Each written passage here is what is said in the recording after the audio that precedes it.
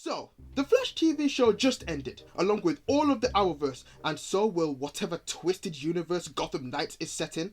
And I went back in time and watched every single episode of The Flash. All 184 of them. God, that was a waste of time.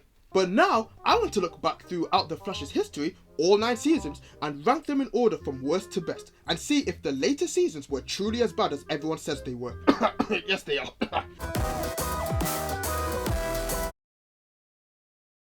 So, in 9th place, to no one's surprise, is Season 7. For me, Season 7 was just the worst this show had to offer.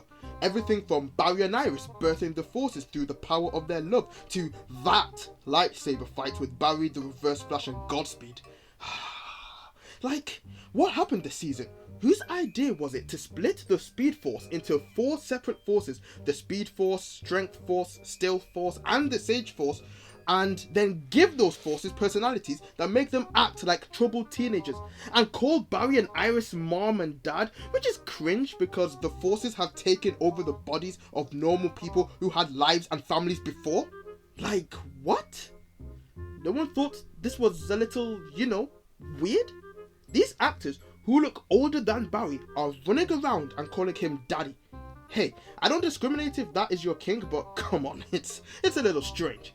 Season 7 had one great episode where Barry unlocks speed thinking and becomes a competent hero for once, and was actually effective in stopping bad guys. But of course we can't let the Flash be consistent the entire time, so the writers made it that he loses his empathy and essentially becomes a bad guy, so he had to lose the powers at the end of the episode. To top it all off, there was another episode which was the yin to that episode's yang.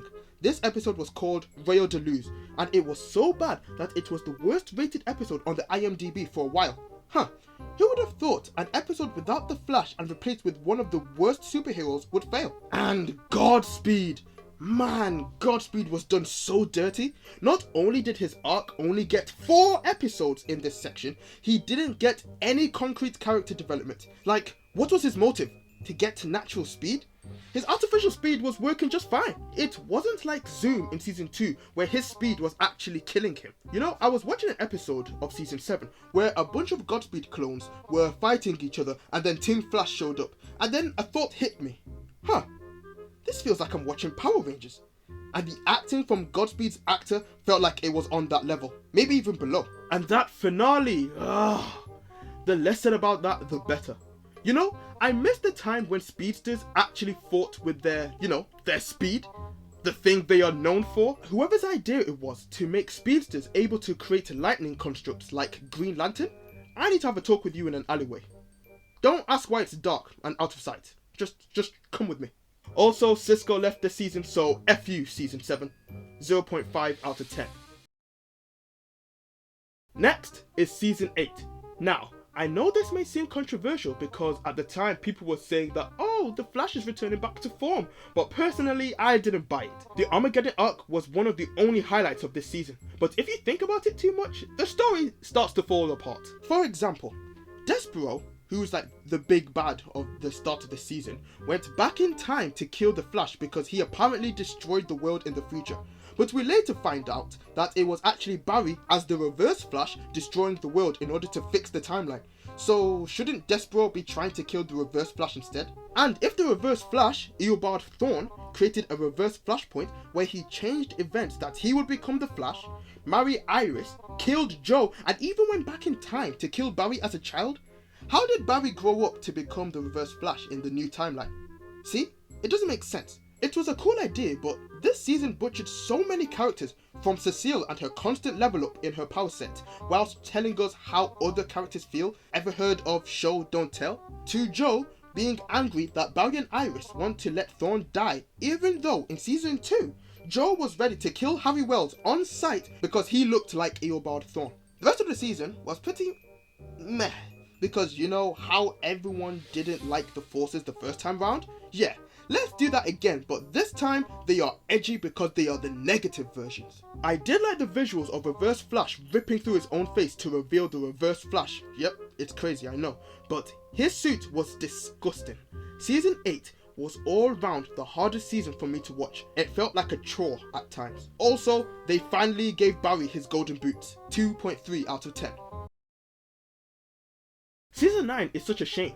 It's the last season of The Flash and the last season of the Arrowverse, and it failed so hard. I wanted to like it, but they made it too difficult to enjoy. First off, the pacing was all over the place because they gave 5 episodes to the Red Death arc, 4 episodes to filler, and a final 4 episodes to the Cobalt Blue arc. And in those episodes, there would be constant flashbacks. Now, I can't remember when they started doing flashbacks, but you could definitely feel them in this season. Barry would mention something from the last episode, then they would show it as if the audience couldn't remember what happened last week. I mean, I'm pretty sure 15% of season 9 was dedicated to just flashbacks alone. The Red Death was cool when they were doing the vibrating thing to hide their identity, the same way that the Reverse Flash used to do back in season 1. But once you saw her take off the mask and see it was just Ryan Wilder, Batwoman, who somehow forgot how to act during a different timeline, the Red Death ain't so scary anymore. Filler arcs, known as interludes, are something that have been plaguing this show ever since Eric Wallace became showrunner. Filler isn't bad, but when it takes up as many episodes as the final arc, causing the final arc to be underdeveloped, you can see my issue. Cobalt Blue being Eddie Thawne revived by the Negative Speed Force to be their new avatar is a cool idea in concept because he believes Barry stole his entire life by marrying Iris, but like I said before, it was underdeveloped. It was cool to see all the Speedster villains return and their interactions with each other, but each of these big bads were taken down in the lamest way possible by the lamest group of heroes made in The Flash. It just leaves a bad taste in your mouth. Cecile can fly now and take down a speedster by herself? And they didn't even bring back Cisco! For that offense alone, this season gets a 3.1 out of 10. Season 6 had that weird job of balancing their normal season arcs and the whole Crisis on Infinite Earth saga in the middle. Season 6 is when they started doing the multiple 4 to 5 episodes per storyline thing, and I did not really like that idea. Fight me in the comments, I dare. In pre-Crisis, Bloodwork was actually a decent villain with his rivalry against Barry. I mean, a man who doesn't want to accept death versus a man who has accepted they are supposed to die in Crisis. Wow, that really gets you engaged. But post-Crisis was a jumbled mess with an uninspiring villain in Eva, aka Mirror Master or Mirror Mistress. She doesn't even interact with Barry until the very end of the season. I mean, her main interactions are with Iris, and with how much I hate what the show does with Iris after season 2, you can see why this season is in 6th place. Also, thanks to COVID, the season didn't even finish correctly. There had to be 3 episodes in season 7 to wrap up this season's arc, bringing both seasons down in quality, 4 out of 10. Iris became leader of Team Flash, 0 out of 10. Alright, I'll be serious. But season 4 is around the time most people agree that The Flash went down in quality in the writing and the characters. And I agree, but it was still a mostly enjoyable season. It was refreshing to see a villain not being a speedster in The Thinker, and I really liked the main actor for him. The Thinker actually felt like a threat with how he was outmaneuvering Team Flash and always seemed one step ahead. But his plans can be a bit convoluted at times. And then there was Iris. Iris has no business being the leader of Team Flash.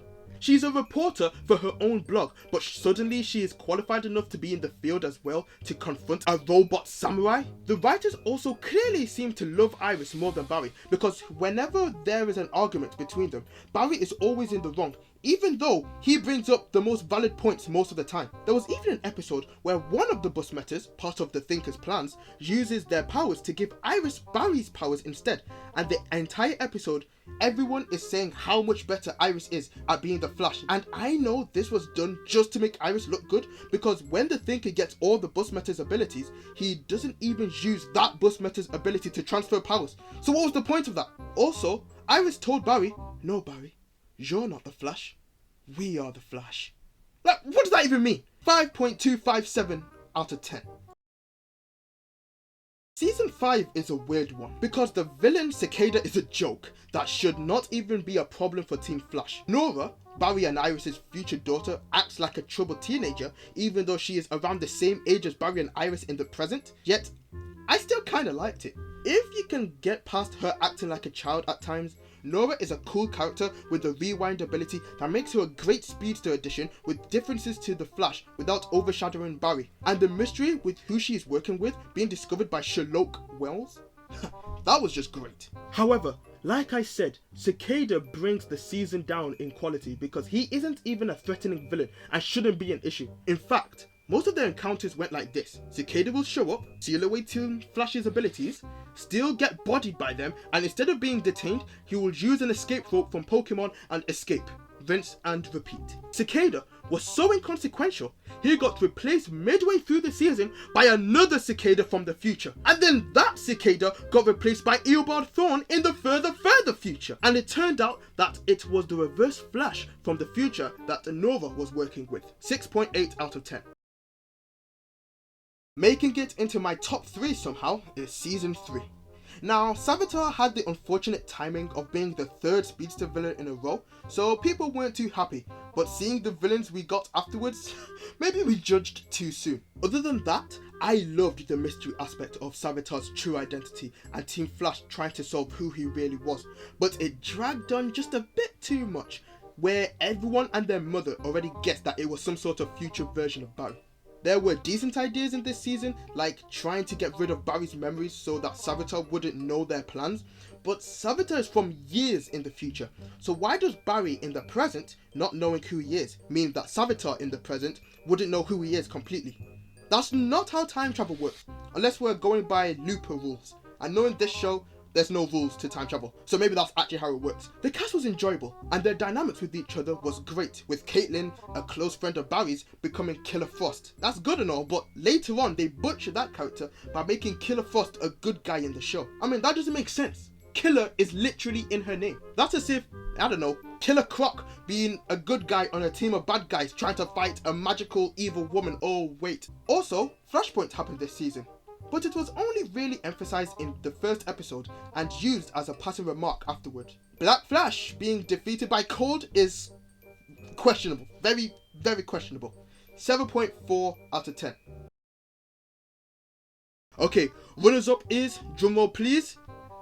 I really hope I edited in some drum rolls or else I'm gonna look stupid. It's Season 2. Hands down, Season 2 had the scariest villain in Zoom. And that dope scene where he caught Barry's lightning bolt and threw it right back at him and then paraded Barry all across Central City. Wow. I think Team Flash was at their peak this season with Cisco, Barry, Harry Wells from Earth 2, Jay Garrick, who was actually Hunter Zolomon aka Zoom in disguise, all interacted well with each other. The mystery of who is Zoom and utilizing Cisco's vibe abilities to figure it out, with Harry Wells being the best Wells, helped this season a lot. Barry was starting to feel like a real hero this season, and there was a minimal amount of Iris and Cecile. Perfect. 8.5 out of 10. You already know Season 1 was the best season. Barry's origin story, perfect. The rivalry between Barry and the Reverse Flash, perfect. The Team Flash dynamic with Cisco, Caitlin, Harrison Wells and Barry, perfect. Yes, Barry hasn't been the most consistent character throughout the entire series, but in Season 1 it makes sense since he is just understanding his powers and being mentored by Harrison Wells. And the reveal that Harrison Wells was just Eobard Thawne in disguise, that was just done so well, with all the subtle clues and the reveal. It led to so many great moments, like the guy who has been mentoring Barry, who Barry trusted the most, who Barry confided in other than Joe West, we stand Joe West, turning out to be the same guy that killed his mother. Wow, the drama. Peak The Flash. 9.2 out of 10. So yeah, from the looks of things, it seems The Flash really did get worse the longer it went on. But now that it's over, I want us to remember how good this show used to be and pioneered the idea of superhero shows. See, before Disney Plus could fly, The Flash had to run. Yeah, I know that doesn't sound cheesy, you can boo me in the comments, but staying in. Tell me in the comments if you agreed with my rankings or think I was too harsh on any of the seasons. Cola out.